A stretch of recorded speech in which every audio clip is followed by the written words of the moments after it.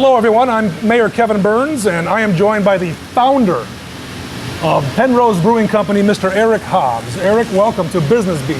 Thank you for having us. Thanks for coming by. Appreciate now this guy's also a 1999 graduate of Geneva High School. That is true. Who would have known he'd be making beer, and some of the finest beer in all of the Fox Valley? Well, I appreciate that. It's exciting. Very kind words. And we're in the brewery. We're in the brewery at Penrose. Yes, you are standing in the middle of our brew house. This is where the process begins when we make beer. It's amazing. You know, you can't quite smell this on air, but you can smell the yeast and the fermentation. And sure. Unless that's your cologne. Not my cologne. Okay. No, I would say that it's kind of reminiscent of a bakery. In the morning, if you walk into a bakery as they're baking their breads for the first time that day, you get a lot of that grain smell in the air. It smells like that. That's awesome. Now you have a very unique background. I do. Now share with everybody. I think it's cool. Yeah. So my background has been beer since I graduated from Iowa back in 2003. I have been selling beer for everybody from Miller to Anheuser-Busch, but most recently Goose Island. Right. And so as a Chicago craft brewer, I've been in the city working around for about the past 6 years, and now have recently left to come start Penrose. Isn't that amazing? I remember seeing Eric in the audience at one of the city council meetings. It was like, cool kid comes home, and you're investing in the very home that you're proud of. Yeah, no, we've been so happy to be able to settle into Geneva. We love Geneva, and having grown up here, I definitely have a certain sense of pride in what I knew growing up and what I still see now. And I'd like to think that we are in a unique position to add cool value. Absolutely. And you already have. Cool is cool, man. You've only been open for what, 2 weeks? Been open for 2 weeks. 2 weeks. Yeah. The place is a madhouse. Yeah. You're selling out of product. That's true. Can't get people in the door. We want to try to avoid selling out of product.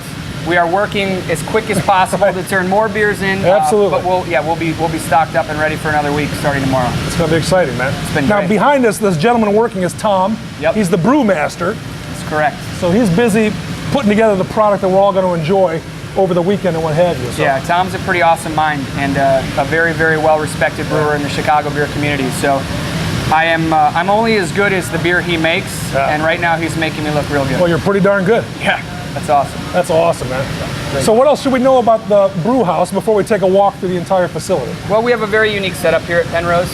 Our brewery is situated such that we give pretty cool tours, and in about 3-4 weeks we're going to be able to offer a tour that's unlike most brewery tours you've been on. We have compartmentalized space where you get to truly experience everything that goes into brewing, whether it's the grain handling you see over the mayor's shoulder, or the brew house and the actual production of the liquid that will become beer, and then the cellar in the other room, barrel aging, and a tap room. It's a pretty cool setup here, so we're hopeful that people want to come visit. So let's go look at some other spaces. Let's do it. I'm going to follow you. Great. Let's go, folks.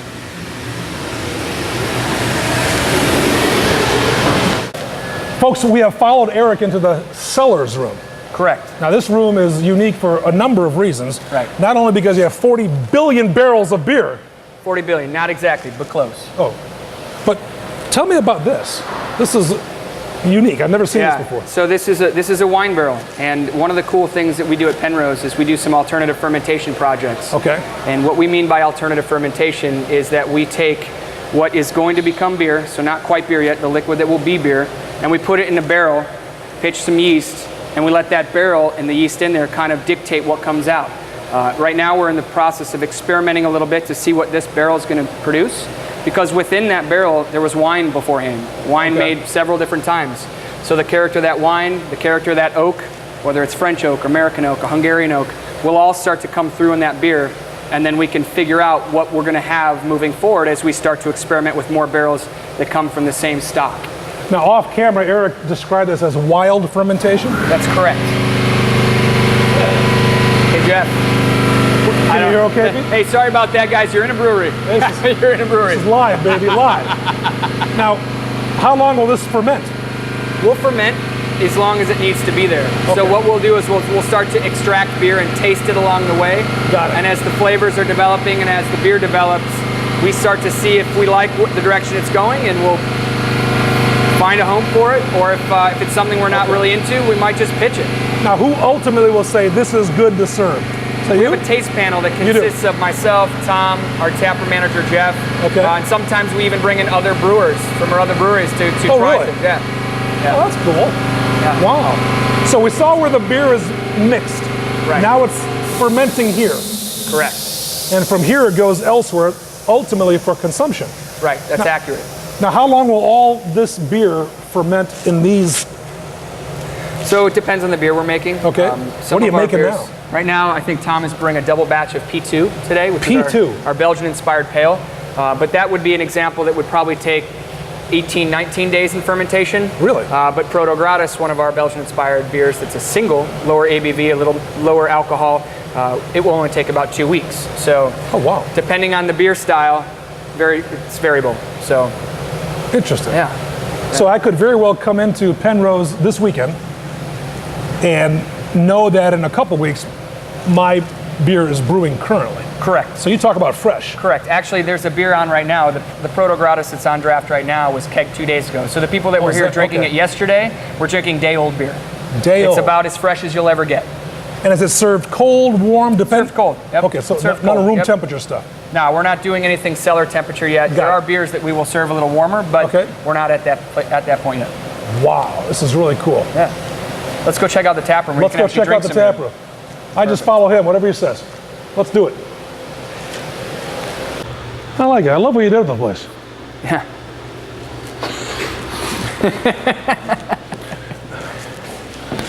And then we got to find. What particular process is this in the beer making? It's brainstorming. So if you're trying to come up with a beer name, right? You know, you sit there and you throw the football for a little bit, and before you know it, that's cool. Something's popping in. So how do you come up with the beer names? I mean, is there a Hobbs ale? No, there's not a Hobbs ale. I think what we try to do. Is there a Tommy Tippy cup? That's a good one. Thank you. But there's not yet. Nope.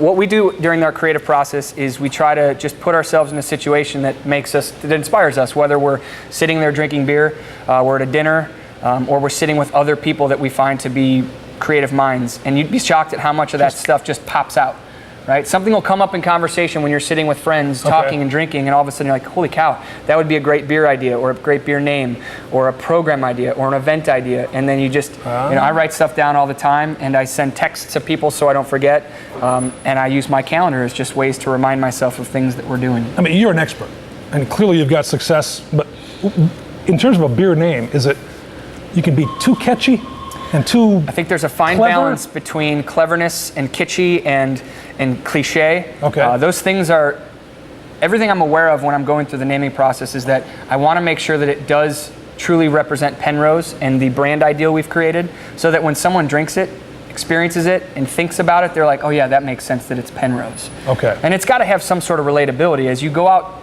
looking for that beer again, we prefer our names to be simple and easy to remember, so that if you've liked it, you're not struggling to remember what you liked. Well, that makes sense. Yeah. Now that begs the question, the name Penrose. Right. Describe the etymology of that name for all of us. That's a great question. Get it all the time. Of course, I do it all the time. We get it all the time, and it's on our website if you care to look. But we actually I don't know how to use a computer. Well, that's good. I'll tell you. Okay. You can use your remote. We're good. If the Penrose tiling pattern is something that we actually found online when we were going through just a brainstorm process. The Penrose tiling pattern. Right, and we were googling everything from art to science and art and science, and somehow came across Penrose tiling. And Tom, the brewmaster, actually found it and read into it and realized that it was created by a gentleman named Roger Penrose, who is not actually an artist but a scientist. He's a mathematician / physicist, and the pattern he created is a fractal tessellation, which is built upon formulas, mathematical formulas. Okay. And so when he dove into it, Tom got all excited and said, "Wow, it's artistic, but it's science-based." Almost like the Fibonacci tree. There you go. So it's an artistic expression of something scientific. So it's good balance between art and science. And for us, as a craft brewer who does just that, we create things that are basically a chemistry experiment, making beer, and then we find a way to artistically express what we feel about that Penrose. So here's an idea for a beer name then. You should call like the E orbital or the orbital, because that's perfect. We've actually toyed around with a lot of those different directions, and sometimes they turn into names.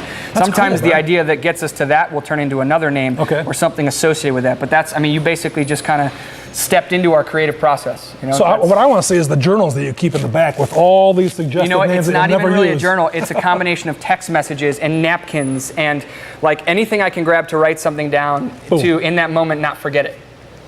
That is really cool. Yeah. Penrose tiling. That's right. I love it, man. So anybody from Fermilab can come here for free. Well, yeah, there's no cover charge. We exchange beer for money. Life is good. Yeah. Just like the old days. Yeah. Let's continue on, folks. Yeah. Folks, we're in the tap room of the Penrose Brewing, a relatively new establishment, open for 2 weeks now and doing gangbusters. We're with the owner, Eric Hobbs. This is the heart of it all, really. This is where your friends and family and guests come in and experience what you've spent a lifetime creating. Yeah, this is the best place to come experience our beers firsthand. Yeah. You get to meet our staff. You get to try things that we're working on. So not just the beers that are out in the market that you can get at various establishments around town, but beers that we're just doing small batches of, tweaking recipes to see what people think. And what is a small batch of beer? We showed you guys the big brew house, those big copper vessels, right?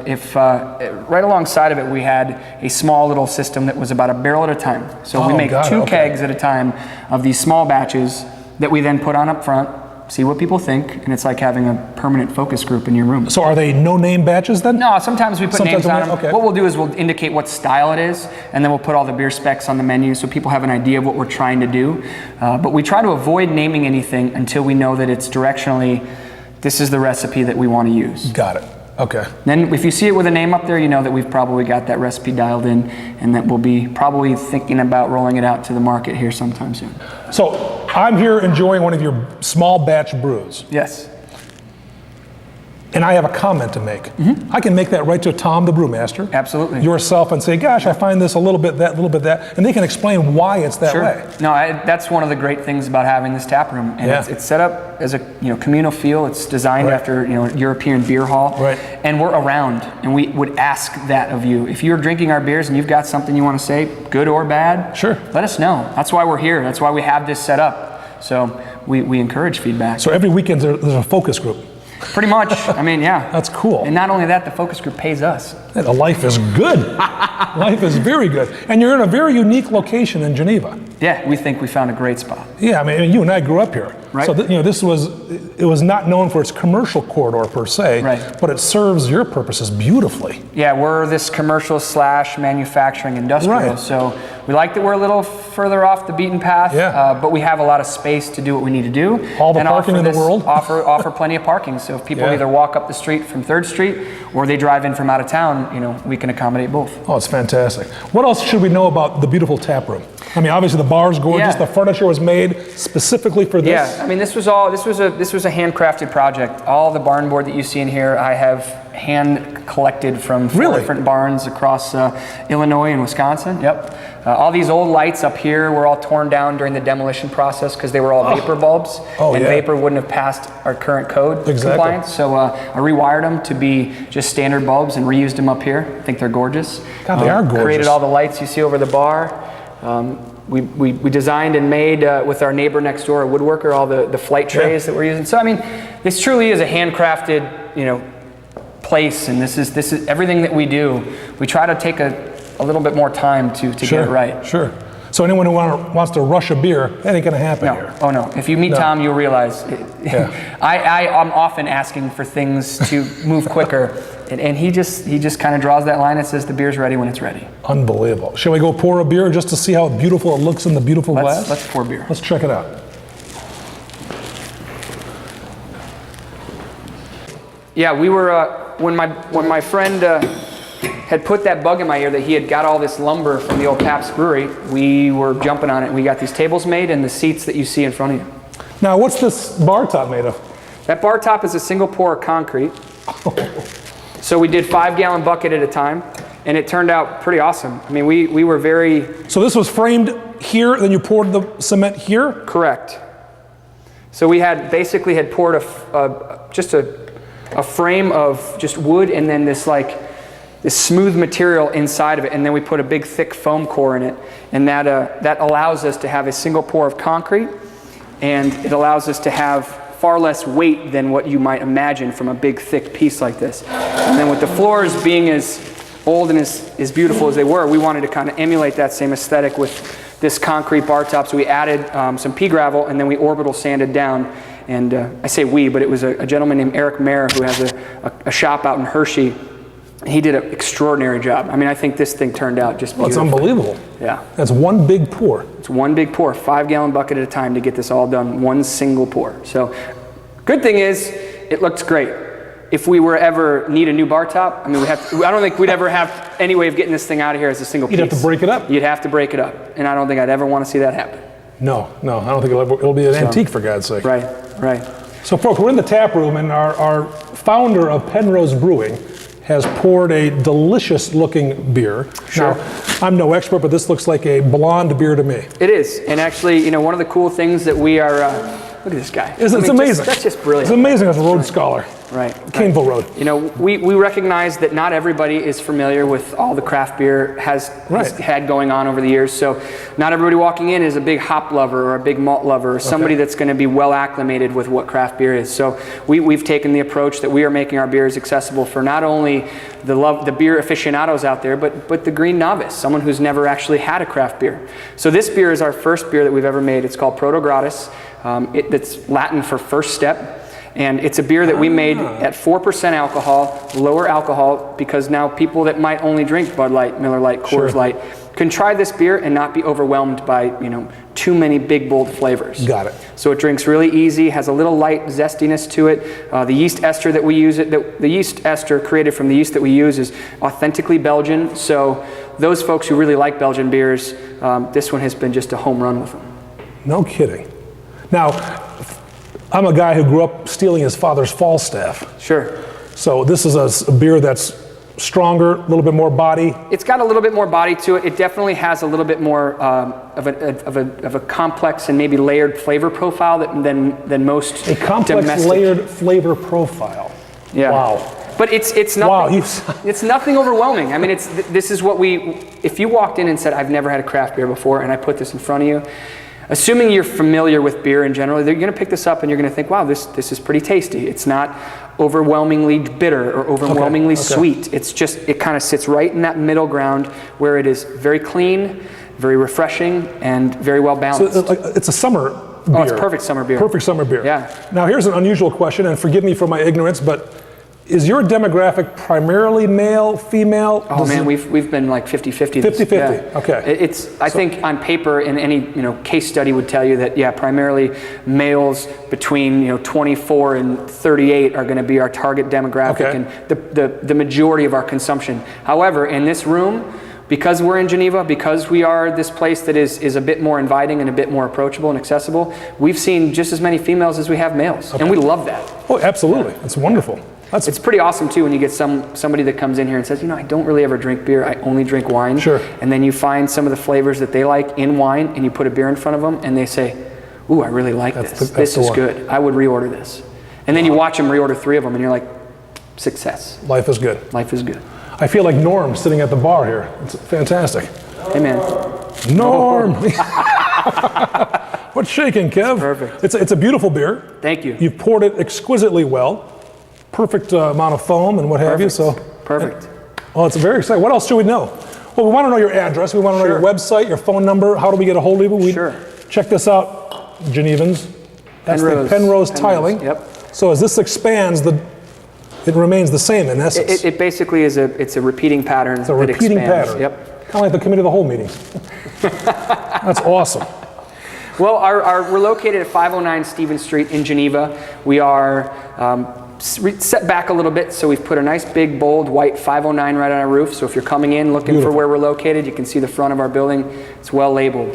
We just launched our new website, www.penrosebrewing.com, and that has all sorts of information on it, whether you're looking for taproom information, taproom hours, what beers we have on draft. Awesome. And of course, if you would like to call and bother us as well, our number is 630-232-2181. Fantastic.